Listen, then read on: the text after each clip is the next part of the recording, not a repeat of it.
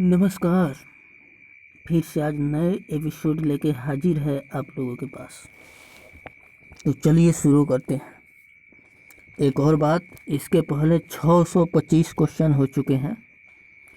अगर आपने नहीं देखा है तो जाकर देख लीजिए, उसमें भी बहुत कुछ सीखने को मिलेगा आपको। और अगर आप पढ़ाई से ऊब गए हैं, ऐसे तो उबना नहीं चाहिए। अगर आपको मन नहीं कर रहा है देखने का तो सब सुन कर याद कर लीजिए, लेकिन याद कर लीजिए, ये सब बहुत ही इम्पोर्टेंट क्वेश्चंस है और सभी के सभी साइंस के क्वेश्चन है। और हमने टारगेट बनाया है कि साइंस का लगभग 1500 क्वेश्चन करना है। तो चलिए शुरू करते हैं। Question number 626। सेल्सियस और फ़ारेनहाइट तापमापी एक ही मान प्रदर्शित करता है 40 डिग्री सेल्सियस ताप पर।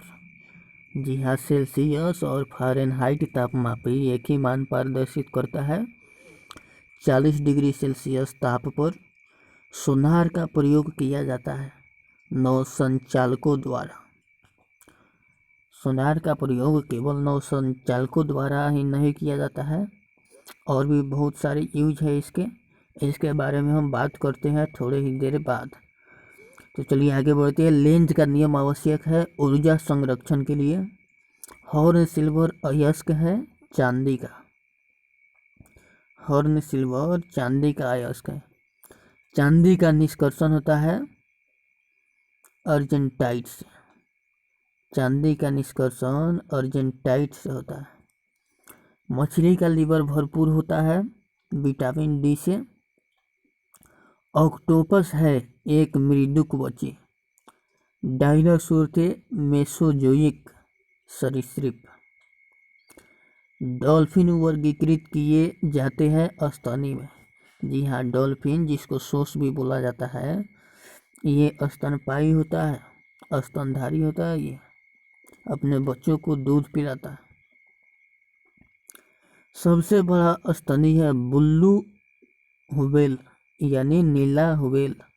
सबसे बड़ा स्तनपायी स्तनधारी है नीला व्हेल। और आपको पता होना चाहिए कि व्हेल जल में रहने वाला एक जीव है। रेशम के कीड़े पालने को कहते हैं सेरीकल्चर। एंटोमोलॉजी अध्ययन है कीटों का। जी हाँ, एंटोमोलॉजी कीटों का अध्ययन है। पक्षियों का अध्ययन है ऑर्निथोलॉजी। जनसंख्या का अध्ययन कहलाता है डेमोग्राफी। जनसंख्या का अध्ययन डेमोग्राफी कहलाता है। अस्थियों का अध्ययन है ऑस्टियोलॉजी। अस्थियों का अध्ययन ऑस्टियोलॉजी है। सेल्यूलर और मॉलिक्यूलर जीव विज्ञान का केंद्र स्थित है हैदराबाद में। जी हाँ, सेल्यूलर और मॉलिक्यूलर जीव का केंद्र स्थित है हैदराबाद में। Centre of DNA fingerprint and diagnostic अवस्थित है हैदराबाद में। Centre for DNA fingerprint and diagnostic अवस्थित है हैदराबाद में। घी और दूध का रंग पीला होता है कैरोटीन के कारण। यहाँ घी और दूध का पीला रंग कैरोटीन के कारण होता है। घी में वसा की मात्रा होती है 0.99। घी में वसा की मात्रा होती है 0.99। दूध में वसा मापने का यंत्र है ब्यूटाइरोमीटर। दूध में वसा मापने का यंत्र है ब्यूटाइरोमीटर। और आपको पता होना चाहिए कि हंस एक ऐसा पक्षी है जिसके सामने अगर दूध में पानी डाल के वाटर डाल के रख दिया जाए तो ये सारे दूध को पी जाएगा और पानी को छोड़ देगा, क्योंकि इसके अंदर एक ऐसी क्षमता होती है जिससे कि ये दूध को छान के पी जाएगा और पानी को जो का तो छोड़ देगा। तो चलिए अगला क्वेश्चन करते हैं। पुरुषों की नसबंदी कहलाता है वेसेक्टोमी। स्त्रियों की नसबंदी कहलाता है ट्यूबेक्टोमी। आहार नाल में स्टार्च के पाचन में अंतिम उत्पाद है माल्टोज। लैक्रिमल ग्रंथियां स्रावित करती है आंसू।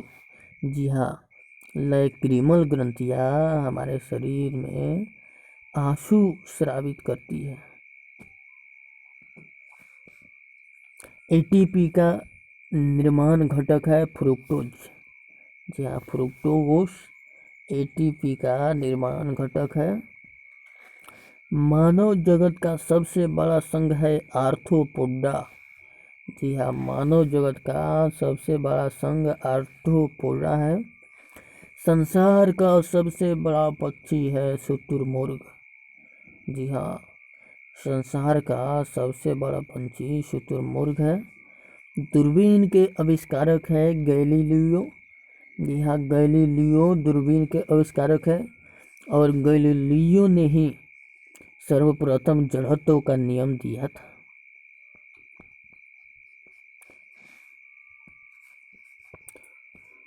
धूप के चश्मे की क्षमता होती है 0 डायोप्टर। जी हाँ, धूप के चश्मे की क्षमता 0 डायोप्टर होती है। वस्तु की मात्रा बदलने पर अपवर्तित रहेगा उसका घनत्व। वस्तु की मात्रा बदलने पर उसका घनत्व अपरिवर्तित रहता है।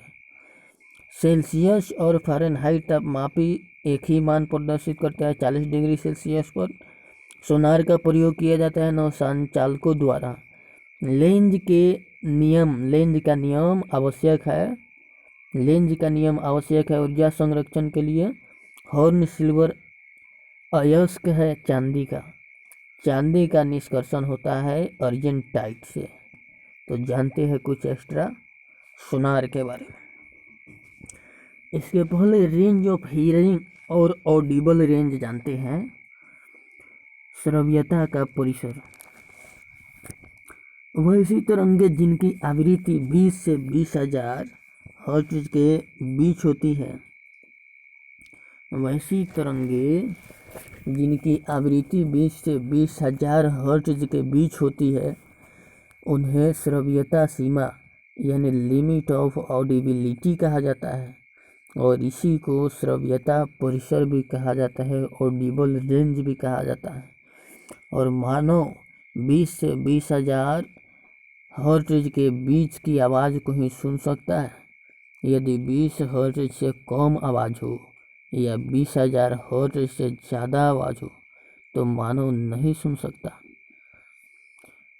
तो मानव की श्रव्यता परिसर यानी ऑडिबल रेंज 20 से 20,000 हर्ट्ज के बीच की होती है। और कम आयु के बच्चे 5 वर्ष से कम आयु के बच्चे लगभग 25,000 हर्ट्ज यानी 25 किलो हर्ट्ज की ध्वनि को सुन सकता है।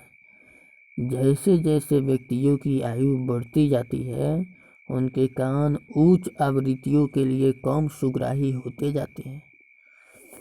तो कुछ और जानते हैं, ये तरंग से रिलेटेड है श्रव्यता का परिसर। 20 से 20,000 हर्ट्ज तक के तरंग को साउंड को हम लोग सुन सकते हैं। एक और होता है अश्रव्य तरंग जिसको अंग्रेजी में बोला जाता है इंफ्रासोनिक वेव। ये अश्रव्य तरंग वो तरंग है जो 20 हर्ट्ज से कम की होती है और 20 हर्ट्ज से कम की तरंग को 20 HZ से कम के तरंग को हम लोग तो नहीं सुन सकते, लेकिन व्हेल, हाथी, गैंडा यानी राइनोसोरस इत्यादि कुछ ऐसे पशु हैं जो अश्रव्य तरंग को यानी 20 HZ से 20 हर्ट्ज से कम के ध्वनि को सुन सकते हैं और उससे संपर्क स्थापित कर पाते हैं। राइनोसोरस तो यानी गेंडा तो 5 हर्ट्ज तक की ध्वनि को 5 हर्ट्ज तक की आवृत्ति को आसानी से सुन पाता है। और ऐसा कहा जाता है कि भूकंप निम्न आवृत्ति की अश्रव्य ध्वनि उत्पन्न करते हैं जो जंतुओं को सावधान कर देते हैं, क्योंकि कुछ जंतु भूकंप से पहले परेशान हो जाती है। पराश्रव्य तरंग, एक और तरंग होता है पराश्रव्य तरंग, जिसको अल्ट्रासोनिक वेव बोलते हैं। ये वैसी ध्वनि तरंगे हैं जिनकी आवृत्ति 20 किलो हर्ट्ज यानी 20,000 हर्ट्ज से ज़्यादा होती है। तो ध्यान रहे 20,000 हर्ट्ज से ज़्यादा की ध्वनि को अल्ट्रासोनिक वेव यानी पराश्रव्य तरंग कहते हैं। और इन तरंगों को कुत्ता, डॉल्फिन, चमगादड़ और पोर्पोइज सुन पाता है। कुत्तों का उपयोग पुलिस जासूसी के लिए इसीलिए करता है क्योंकि कुत्ते 20,000 हर्ट्ज से यानी 20 किलो हर्ट्ज से ऊपर तक की ध्वनि को सुन सकते हैं, जो कि हम नहीं सुन सकते।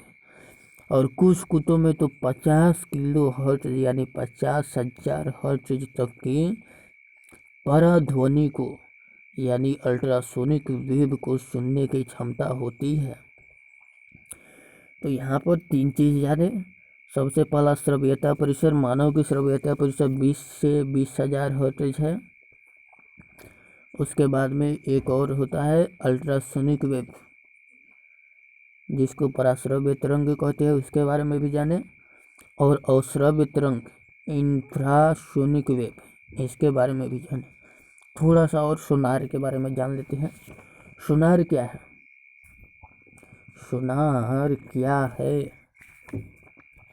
तो सोनार एक शब्द संक्षेप है, यानी शब्दों का संक्षेप है सोनार। सोनार एक युक्ति है जिसका फुल फॉर्म होता है साउंड नेविगेशन एंड रेंजिंग।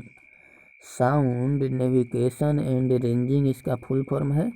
यह एक ऐसी युक्ति होती है जिससे जल में स्थित पिंडों की दूरी, दिशा तथा चाल मापने के लिए पराध्वनि तरंगों का यानी अल्ट्रासोनिक वेव का उपयोग किया जाता है। ऐसी युक्ति है जिसका उपयोग जहाज में भी किया जाता है। इसका उपयोग जल के अंदर स्थित चट्टानों, घाटियों, पनडुब्बियों यानी सबमरीन, हिमशैल यानी प्लावी बर्फ, आइसबर्ग, डूबे हुए जहाज इत्यादि की जानकारी प्राप्त करने के लिए भी इसी सोनार नामक युक्ति का यूज किया जाता है। और इसका सिद्धांत क्या होता है? इसका सिद्धांत यानी प्रिंसिपल होता है कि यह ध्वनि तरंग के परावर्तन अर्थात प्रतिध्वनि के सिद्धांत पर आधारित होता है। और समुद्र की गहराई का निर्धारण भी सोनार द्वारा ही होता है। इस सोनार विधि द्वारा, सोनार युक्ति द्वारा, सोनार तरीका द्वारा ही एक ट्रांसमीटर तथा एक रिसीवर होता है इसमें, और उसी के द्वारा समुद्र की गहराई का निर्धारण किया जाता है। तो चलिए आज इतना ही, फिर मिलेंगे अगले वीडियो को लेकर।